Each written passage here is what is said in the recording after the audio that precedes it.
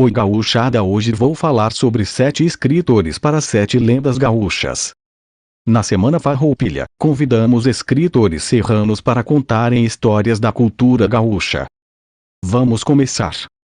Número 1, o Negrinho do Pastoreio.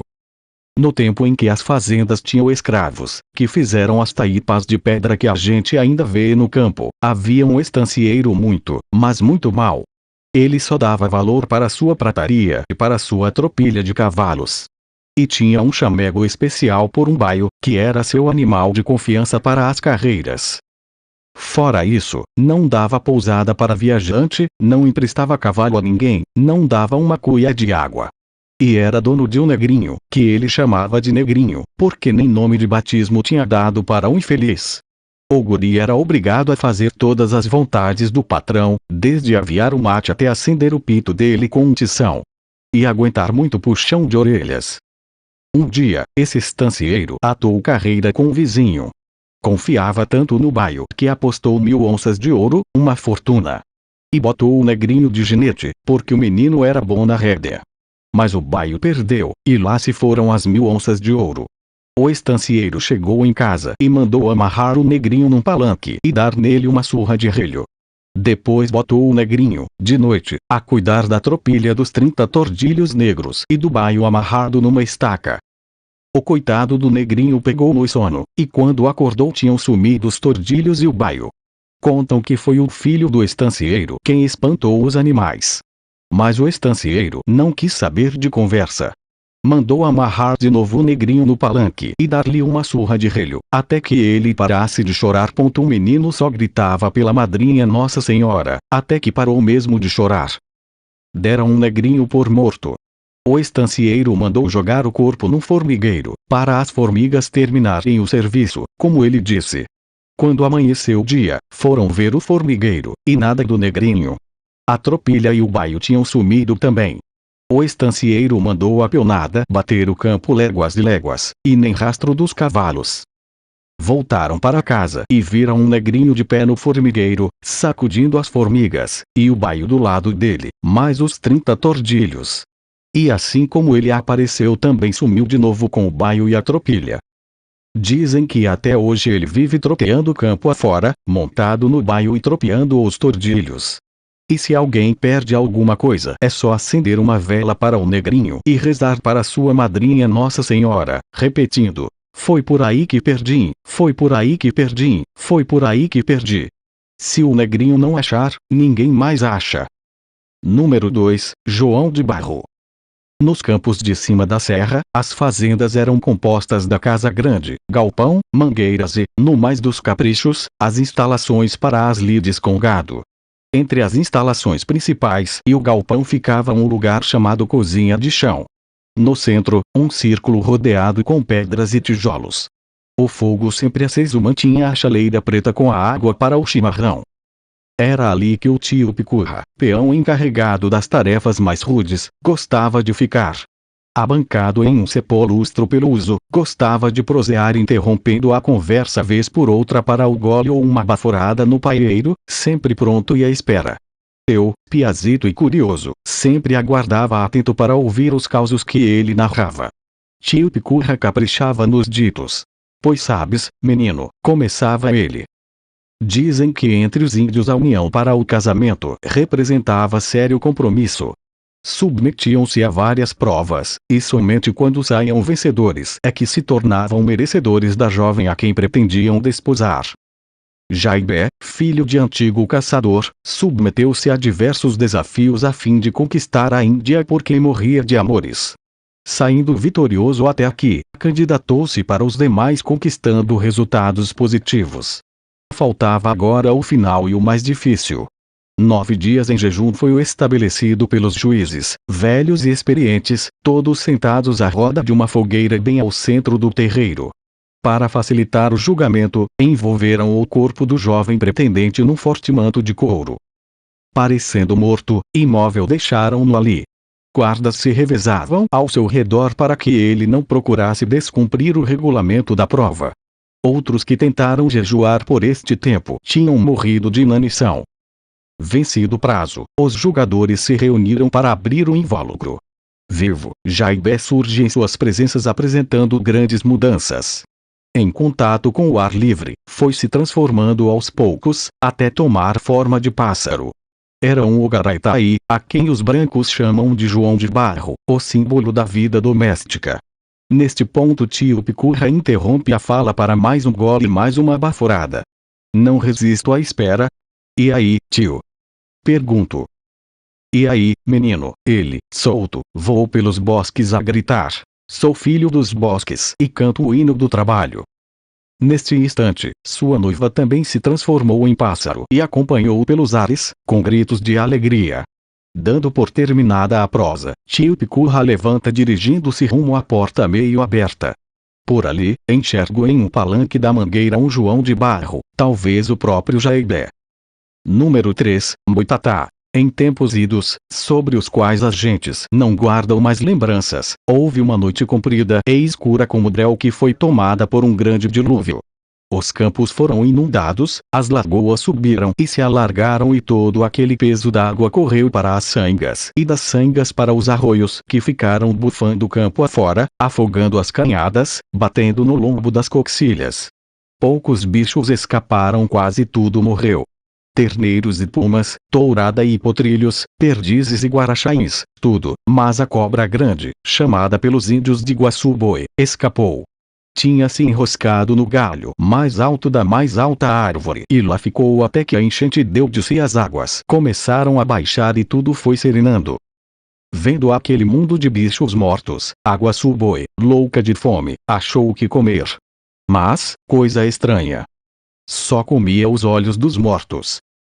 Como a Guaçu-Boi não tinha pelos como o boi, nem escamas como o dourado, nem penas como o avestruz, nem casca como o tatu, nem couro grosso como a anta, o seu corpo foi ficando todo transparente, clareando pelas milhares de luzezinhas, dos tantos olhos que foram sendo esmagados dentro dele, deixando cada qual sua pequena réstia de luz. A Guaçu-Boi toda já era uma luzerna, um clarão sem chamas, já era um fogaréu azulado, de luz amarela e triste e fria, saída dos olhos, que fora guardada neles, quando ainda estavam vivos. E tantos olhos comeu e tanta luz guardou, que um dia a Guaçu-Boi arrebentou e morreu, espalhando esse clarão gelado por todos os rincões.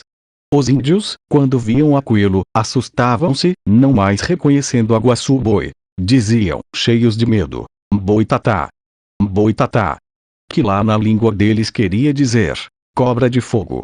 Passado um tempo, Boitatá morreu de pura fraqueza, porque os olhos comidos encheram-lhe o corpo, mas não lhe deram substância, pois que substância não tem a luz que os olhos em si entranhada tiveram quando vivos, e foi então que a luz que estava presa se desatou por aí.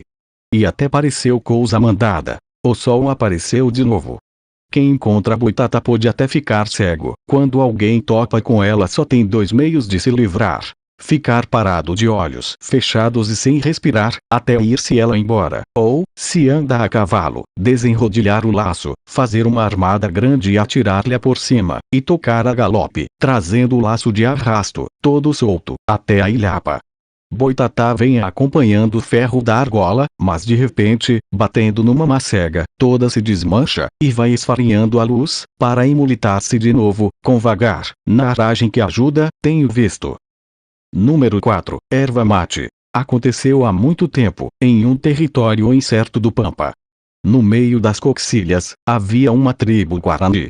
O cacique, cuja sabedoria esticava seu caráter, era exemplo para todos ao redor. Os índios fixavam seus olhares no cacique, com entusiasmos espontâneos, sentiam-se pertencentes de algo maior. Canhari, índia de cabelos negro-vívidos e de olhos glauco-acerrejados, era a filha do cacique. Sua graça e sua candura não passavam despercebidas pelos jovens guerreiros da tribo. Canhari era motivo de orgulho para o cacique, que, devido ao passar do tempo, sentia-se cada vez mais afadigado e vulnerável. Mas além da velhice iminente havia outra coisa que dilatava a inquietação do chefe dos índios. Já que não tinha filho homem, o cacique preocupava-se com sua sucessão. Em toda a tribo, conforme a avaliação do próprio cacique, havia apenas um guerreiro que possuía os requisitos autênticos para tornar-se um novo chefe. E era justamente o índio pelo qual sua filha, Canhari, apaixonara-se. Isso desassossegava o cacique. Não por sua filha estar apaixonada, mas sim o fato de que, segundo as leis guaranis, a mulher do chefe dos índios era obrigada a acompanhá-lo em suas viagens e caçadas. Ou seja, Canhari precisaria deixar o pai sozinho na tribo por longos períodos. Canhari, filha solícita e de farta empatia, reconhecia a vulnerabilidade do pai. Sem hesitar, ela permanecia ao seu lado. Ela pressentia que, caso se ausentasse da tribo, o cacique se afundaria em espessa melancolia. Assim, a jovem Canhari abria mão dos seus anseios e palpitações em nome do bem-estar do pai. O tempo correu e o cacique começou a experimentar emoções de culpa. Foi então que ele procurou Tupã, o deus dos deuses. O cacique expôs o desejo de ganhar uma companhia para as horas de solidão. Desse modo, poderia nomear o novo chefe e deixar Canhari. O deus Tupã mostrou ao cacique uma árvore robusta, cujas folhas deveriam ser retiradas, secadas e torradas. Surgia a erva mate. Tupã ainda aconselhou o cacique a partir um porongo e também a elaborar um canudo de taquara, nomeados cuia e bomba. Ganhava corpo o chimarrão, bebida quente e amarga, a nova companhia do cacique, que depois de tomar o mate alegrou-se em nomear seu sucessor e permitir a partida de Canhari. A lenda se levantava. Número 5, Sepete Araju. Diz a lenda que era valente e guerreiro.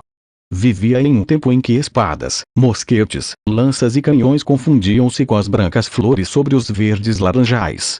De acordo com o guardião da lenda, o escritor Simões Lopes Neto, Sepete Araju nascera trazendo na testa um lunar bem pequenino como um emblema divino. Batizado Joseph Tiaraio, o índio missioneiro cresceu nas aldeias jesuítas dos 7 povos das missões rodeado pela sabedoria e instruído pelos padres a serviço divino. Predestinado por Deus e São Miguel, destacou-se por ser um bom combatente e estrategista. No entanto, de boca em boca, persiste a lenda que se espalha e se mistura às histórias dos séculos. Cepé, cujo nome tupi-guarani se traduz como facho de luz, ostentava o lunar responsável por guiar os soldados em seus combates. E tinha por penitência que a sua própria figura de dia era igual às outras, e diferente, em noite escura. O ano era 1750, época pré-açoriana em que os povos das missões se encontravam em seu maior grau de desenvolvimento. Portugal e Espanha haviam assinado o Tratado de Madrid, implicando na troca entre si das missões pela colônia de Sacramento. Com isso, cerca de 50.000 índios deveriam deixar as terras de seus ancestrais, onde, em meio a igrejas e fazendas, exerciam a pecuária e a agricultura. Ao passo que os jesuítas buscavam revogar o tratado, os enviados dos reis começavam o trabalho de demarcação. No habitual cenário rio-grandense de lutas e conquistas, surgia Cepé. Junto dos guaranis, ele impedia a entrada da comitiva em suas terras, daí sua declaração famosa: "Esta terra tem dono." Simões continua: "E quando a guerra chegou por ordem dos reis de além o lunar do moço índio brilhou de dia também." Diante de armas luso-brasileiras e espanholas, apesar de toda a luta, Cepé pereceu junto de 1,5 mil guaranis na Batalha do Caiboaté. Diz a lenda, de novo ela, que ao morrer Deus lhe tirou o lunar da testa, transferindo para o céu dos pampas a fim de guiar os gaúchos. Por isso, em noite escura, ao olhar para o céu, lembre-se que o herói guarani missionário rio-grandense Cepé, agora São Cepé, olha por você. E saiba, o Cruzeiro do Sul nunca brilhou tanto. Esta é uma adaptação de O Lunar de Cepé, de Simões Lopes Neto, em Lendas do Sul, 1913. Sepete Araju é considerado símbolo do sentimento indígena de libertação. A Lei Federal 12.032/09 inscreveu-se nome no livro dos heróis da pátria, reconhecendo como herói guarani. O Santo Popular emprestou o nome a um município gaúcho e batizou a rodovia AERS 344. Então é isso, espero que tenha gostado.